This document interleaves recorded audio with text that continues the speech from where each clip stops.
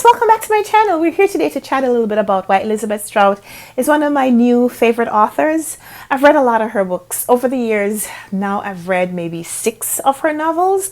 I read the Olive Kitteridge books, Olive Kitteridge and Olive Again, and I love that. And then I started with the Lucy Barton series. And of course, when I read My Name is Lucy Barton, I had no idea it was going to be a series. But over the next, well, I've read these in the last year. These are the 3 latter parts of that series. So I'm going to chat a little bit about that.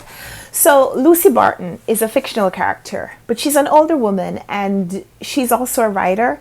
And I don't know this for a fact, but I feel like Elizabeth Strout uses Lucy Barton to maybe write a little bit of autofiction. I don't know anything about Elizabeth Strout's background because it's not that important for me to find out. I'm really invested in Lucy Barton's story, however. So yeah, let's chat about Lucy Barton. What we do know. So we meet Lucy Barton in this book, which is styled kind of like a memoir. It is entitled My Name is Lucy Barton, and I read this several years ago. I don't remember everything about the book, and I didn't reread it before I made this video, so I'm just going to tell you what endures of my memory. It is a woman who is a writer, and I think it is her mother who's sick and in hospital, and she goes to visit her. Somehow in my mind, I kept thinking it was the daughter who was sick and the mother came to visit her. But we'll get to why I think that later. But in any case, one of the women is in hospital and the other one comes to visit. And there's a period of silence where they don't really speak, but they're communicating through their silence. And they're revisiting the former life when the daughter was a child and the austere circumstances under which she lived and how it has affected her as she has grown up. So Lucy Barton, as a child, the family was very poor and there was some abuse in the household, and it distanced the family. So as an adult, Lucy Barton, she doesn't have a very strong and effusive relationship with her mother. Mother seems to still be very cold, no matter the fact that they have now come out of those circumstances in some way. And Lucy has now had her own children. And there's just no communication. You can tell that there's no relationship with the family. Like, it's very strange that one has come to see the other in hospital because for years there's been almost no communication. Lucy has married a man who the mother doesn't approve of. So we meet Lucy Barton when she has come out of that situation, but she spends a lot of her time exploring how her early circumstances shaped her to become the woman that she is, to shape who she's married, and the choice of her life's work, which is to be a writer. So we get that in the first story. And like I said, I read that several years ago. Don't remember everything about that book, but those are the enduring memories. So then this book was published. I didn't read it second, but this is the second book in the series. This is Anything is Possible. And in here, we focus a lot more on other characters, people that Lucy knows, her family, her brother, her sister.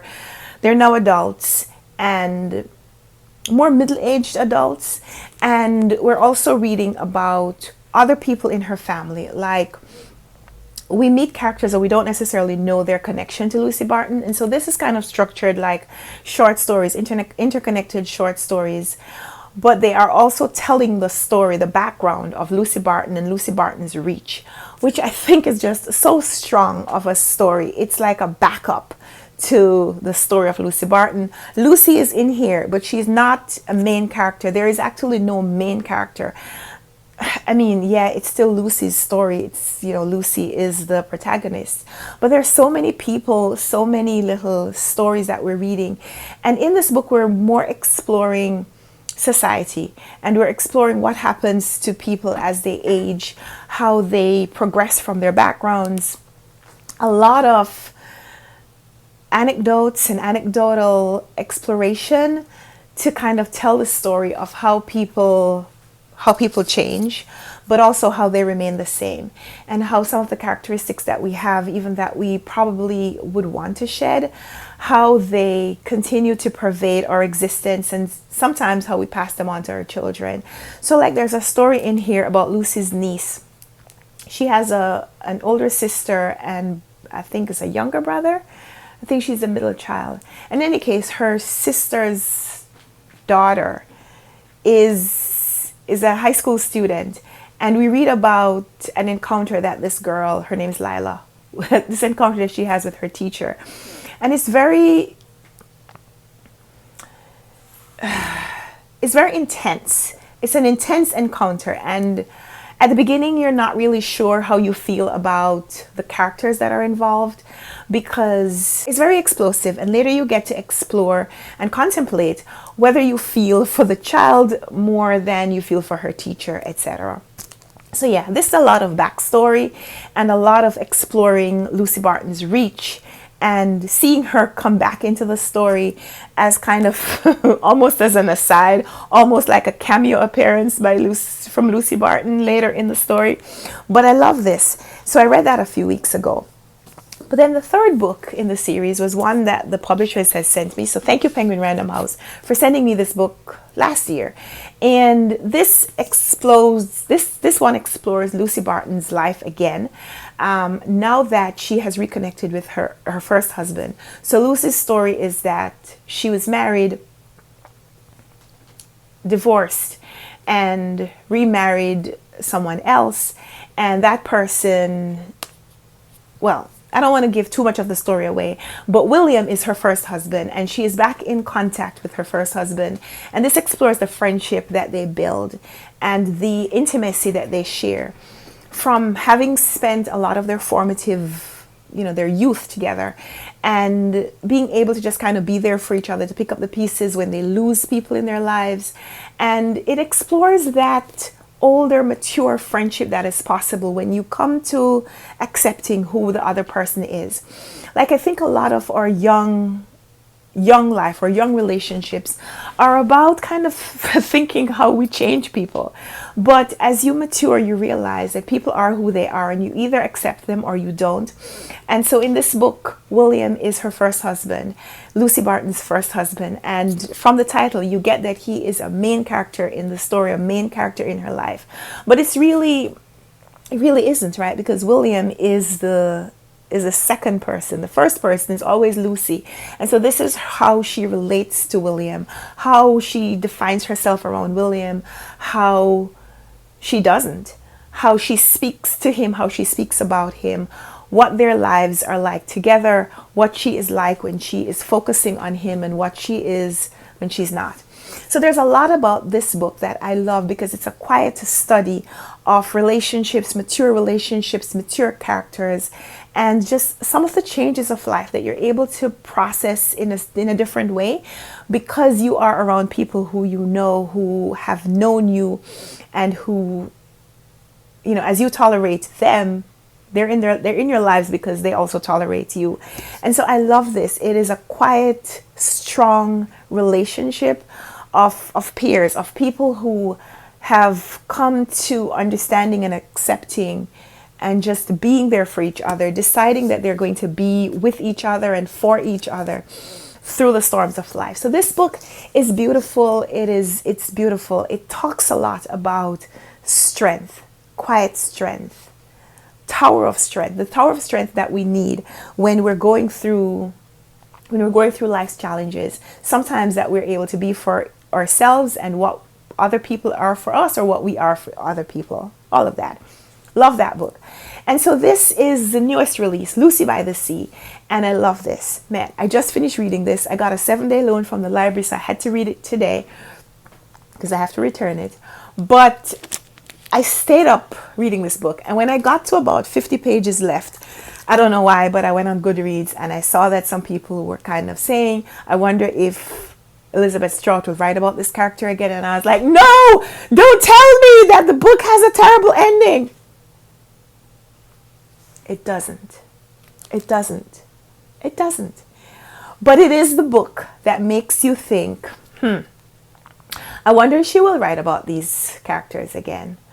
because there are a lot of things that are resolved, and then of course there are a lot of things that you can see going into and exploring even further. So in this book is recent. It was written about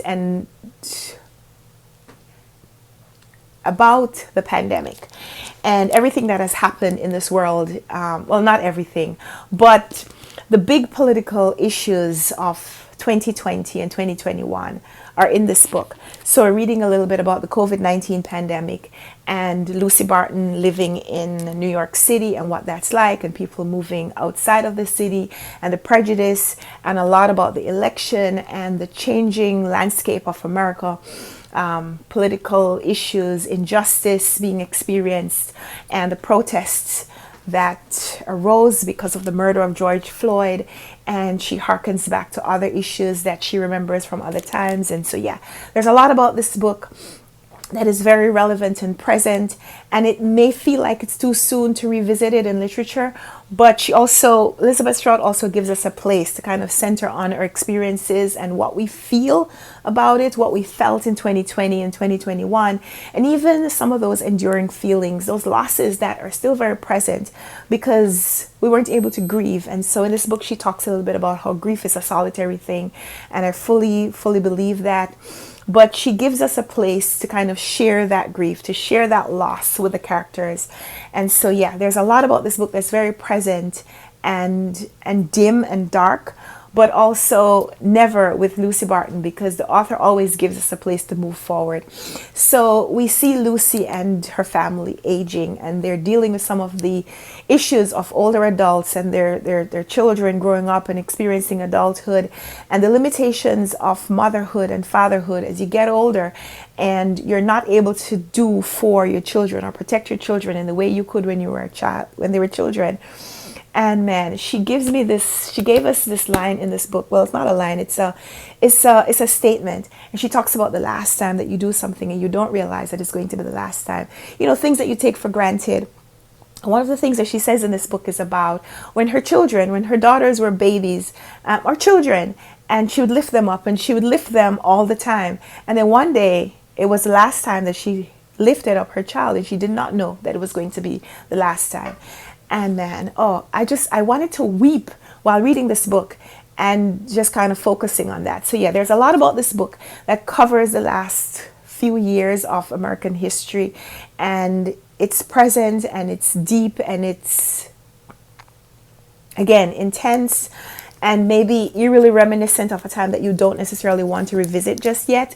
But I think it's important that Elizabeth Strout memorializes it in this book and gives us an experience of someone going through the pandemic that we can relate to. So yeah. And a lot of her characters from other books. Did I just do that? Some of her characters from other books make cameos or are talked about in this one, and I don't want to spoil it for you because I was surprised, and I want you to be surprised when you read it. So yeah, Elizabeth Strout definitely loves her characters, and that shows, and she gives us characters that we want to love as well. And so yeah, it is a beautiful, beautiful experience being with Lucy Barton. So I've read the 4 Lucy Barton books that have been released, and if there's a number 5 that comes out in 2023, I'm here for it. So yeah, just wanted to chat a little bit about this book. And I was talking about Elizabeth Strout as the author and all the things that she has given us, an opportunity to just kind of reach into the book and hold these characters close, so we see them experiencing some of the things that we are going through or have gone through.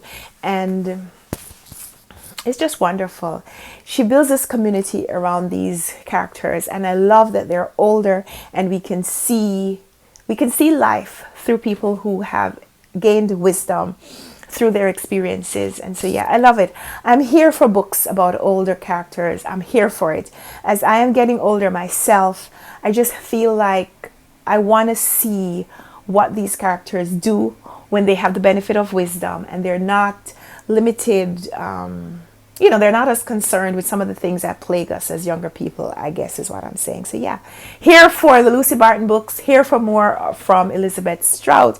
I'm now going to start the Burgess series. One of the characters that is in this book, I think, is from one of her books called The Burgess Boys. And did I mention that this book is set mostly in Maine, but a lot in New York City and Connecticut? And so yeah, let me know if you are also a fan of Elizabeth Strout, if you have read the Olive Kitteridge series and the Lucy Barton series, what you think about these books. And so yeah, let's chat down there. And until we come back for another video, happy reading. Bye!